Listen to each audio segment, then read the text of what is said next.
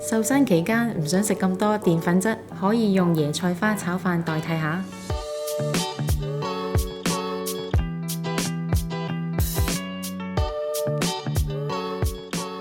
椰菜花洗乾淨，用沙律機1號切割器將佢刨成粒狀。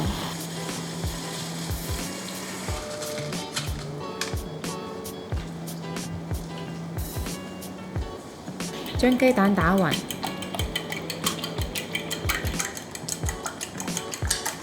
加少少油落鑊，開中火加熱，將蛋汁倒入鍋中，炒熟，盛起備用。喺返同一個鍋加少少油，將櫻花蝦爆香。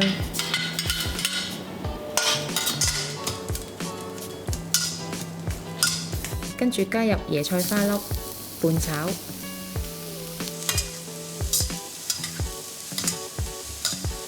然後加入頭先已經炒好嘅雞蛋，炒勻，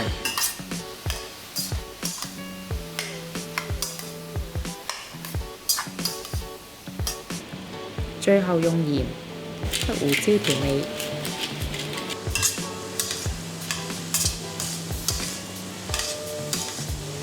熄火之後，灑上蔥粒，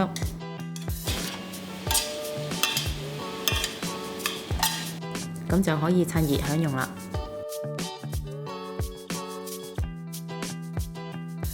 鍾意我哋條影片嘅朋友可以 Like、Subscribe、Share， 同埋記得撳着個鐘仔，可以第一時間收到我哋嘅最新資訊同埋影片。